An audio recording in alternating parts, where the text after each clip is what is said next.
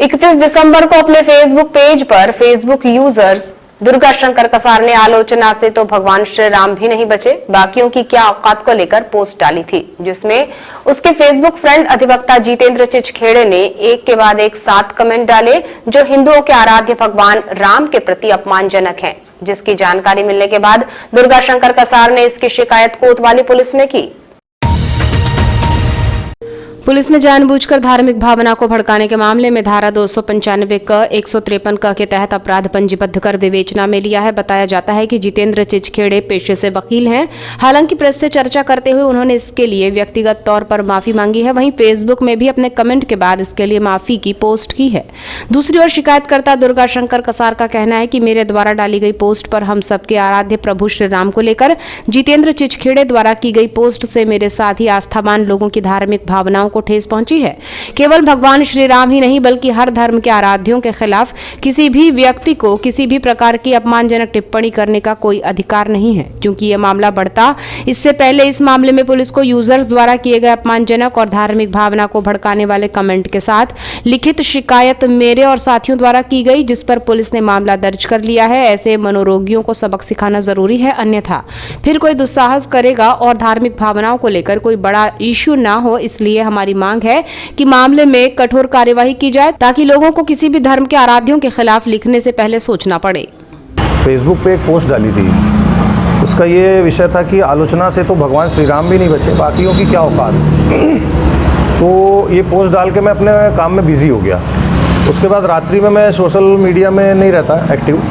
मैं next day मतलब नए साल में मैं जब उठा सुबह तो मेरे कुछ इष्ट मित्रों का फ़ोन आया मुझे कि भैया आपके वॉल पे बहुत भद्दे और गंदे गंदे कमेंट्स किए जा रहे हैं। तो मैं थोड़ा सा देखा फेसबुक खोल के, तो उसमें एक मेरा पूर्व परिचित है, जान पहचान है बस उससे, और जितेंद्र चिचखेड़े करके है वो उन्होंने बहुत ही गंदे कमेंट राम जी के संबंध में किया, उन पर गाली गलौज की, और एक नहीं पूरे 7 कमेंट उन्होंने मेरे फेसबुक वॉल पे आके किए।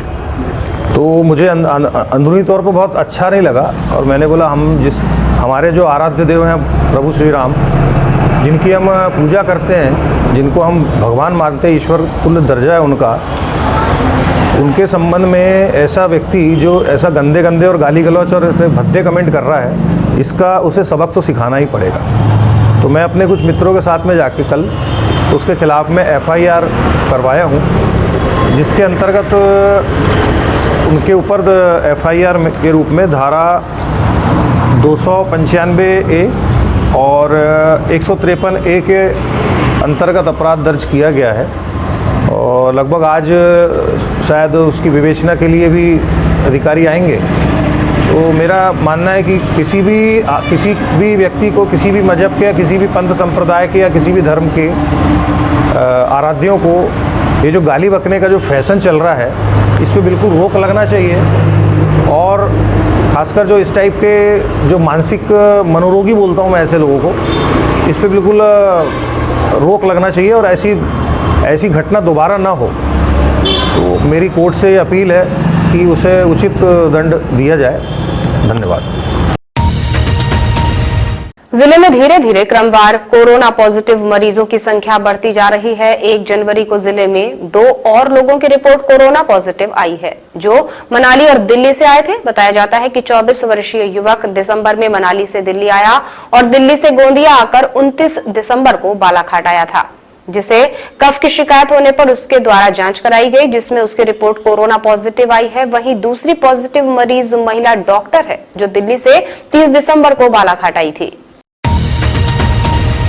दोनों ही मामलों में खास बात यह है कि दोनों ही मरीजों को कोरोना का टीका लग चुका है, जिनके संपर्क में परिवार के सदस्य आए हैं, जिसके बाद अब उनका भी सैंपल लेने की बात स्वास्थ्य विभाग कह रहा है। बाहर से आए मरीजों में कोरोना की पुष्टि के बाद एहतियातन तौर पर नगर पालिका द्वारा घर के आगे कोरोना पॉजिटिव मरीज की पर्ची चस्पा करने के साथ ही घर के सामने बैरिकेड लगा दिए गए हैं और घर के लोगों को निर्धारित समयावधि तक बाहर नहीं निकलने के निर्देश दिए गए हैं।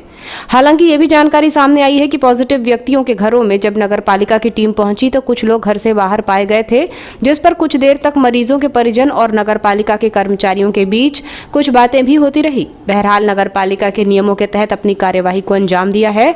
आपको बताएं कि इससे पूर्व दक्षिण अफ्रीका के केनिया से आए एक मरीज की रिपोर्ट कोरोना पॉजिटिव आई थी, जबकि एक अन्य भी व्यक्ति पॉजिटिव मिला था। हालांकि सभी मरीजों का इलाज होम आइसोलेशन में किया जा रहा है। मुख्य चिकित्सा एवं स्वास्थ्य अधिकारी डॉक्टर मनोज पांडे ने बताया कि इस प्रकार जिले में कोरोना के एक्टिव मरीजों की संख्या 2 से बढ़कर 4 हो गई है। जिले में 1 जनवरी तक कुल 9,112 मरीज कोरोना पॉजिटिव पाए गए हैं। इनमें से 9,038 मरीज ठीक होकर अपने घर जा चुके हैं। जिले में 1 जनवरी तक 70 मरीजों की कोरोना से मृत्यु हो चुकी है। बालाघाट जिले में 1 जनवरी तक कोरोना टेस्ट के लिए 3,86,526 सैंपल लिए जा चुके हैं। जिले के अस्पतालों में कोरोना का संभावित कोई भी मरीज भर्ती नहीं है। 1 जनवरी को कोरोना टेस्ट के लिए 708 मरीजों के सैंपल एकत्रित किए गए हैं और 783 सैंपल्स की रिपोर्ट प्राप्त हुई है। जिले के 994 सैंपल की रिपोर्ट आना अभी शेष है।